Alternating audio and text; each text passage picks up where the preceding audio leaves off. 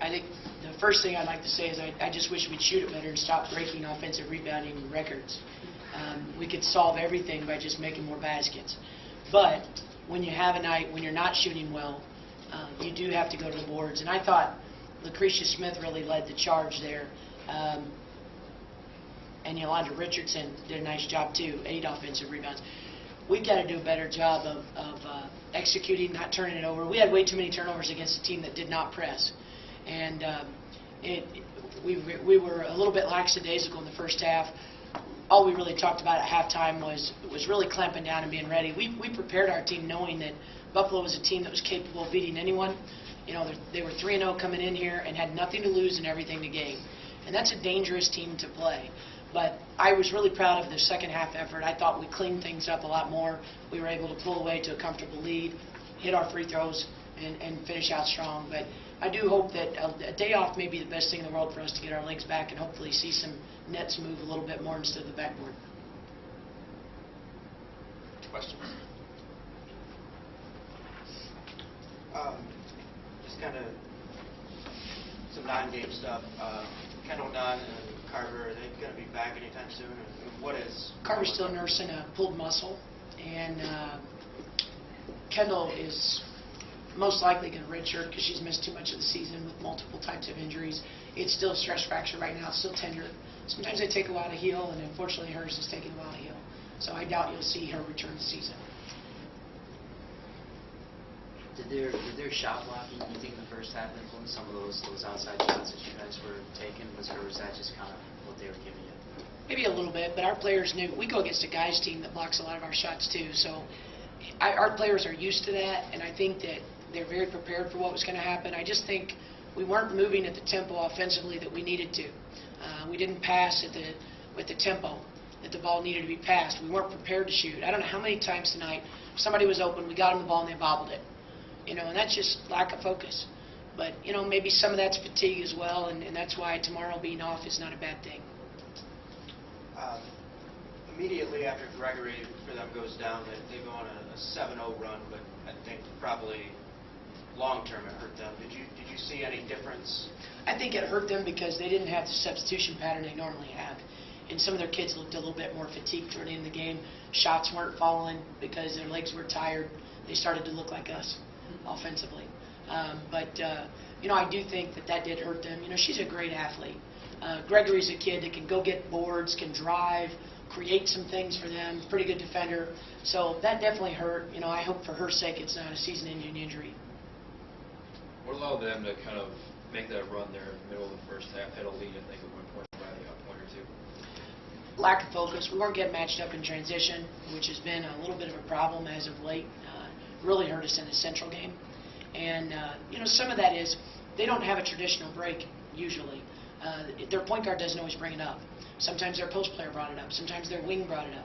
And we're so comfortable with Angela stopping the ball that when it was somebody else, we didn't always stop it. And therefore, when they brought it down, they were able to get an open look. The second half, we did a much better job of making sure that we stopped the ball in transition, got matched up, and they didn't get as many good looks. So, and I thought we took our time and found the open person in offense and were able to get a good look. Brown and Jones did a great job, and Angela Dorsch did a great job during that time of finding some open looks and knocking them down. And then Inwa hits that three about 30 seconds to go in the first half. Yeah. The lead in the locker room. How big was that? That kind of something. It was huge, and we could tell by the way they were playing that they were giving that shot up. When we came off the ball screen, everybody was flooding the baseline. They were trying to make sure our low post didn't get a good seal because they had a lot of help. They were leaving that elbow to three-point shot open, and so I switched somebody up there that could knock it down. And she did a fantastic job. You know, that gave us a little bit of momentum, but still, we had a lot to talk about in halftime. Did you feel better in a physical game like this when you guys come out in the second half and get 14 remaining as opposed to just 8 in the first half? Yeah, I think it's important that we continue to fight. You know, it was a game. I don't know how many times I saw a block shot, a tipped pass, a stolen ball. I mean, it was just back and forth. It was hard to see. It was hard to get any kind of a rhythm on offense or defense just because it was a sporadic game. But, you know, it's good to see us win a game like that where you're constantly frustrated. I think more tonight than execution, I was coaching emotion. Just settle down and play. And, you know, I think in the first half, even our coaching staff got a little caught up in that. It's like we all needed to settle down and just let them play and take a deep breath because things weren't going our way. But the worst thing we could do is make it worse. To clarify, you said you're giving them tomorrow off, no practice? Right. All right. Watch football? That'd be nice. I think the coaching staff's more excited about it than the players. It's not going to get any easier on Wednesday. Can you talk about Akron and how tough it's going to be to go to their quarter? Well, Akron runs a lot of sets. They probably have a bigger playbook than most people. They can shoot the three. They'll put up a lot of threes. They're very versatile. Their post players can step out and shoot threes, can drive. It's going to be a test for us to make sure that we're sitting in a stance, that we're calling out screens, that we're ready to move, because Jody does a great job with her team of execution. She's probably going to put 5, 6 new plays in before we play them that we're not going to be ready for. And our kids are just going to have to talk.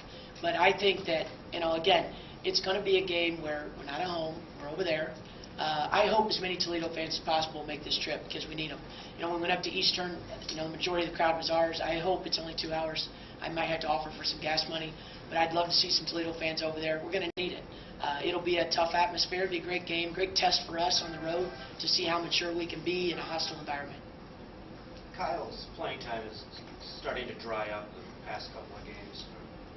Well, I guess she played 19 at Eastern. But is there something that she's struggling with right now that you want to see more out of her? No, all of our players control their playing time. They go in, if they own their minutes, they play more.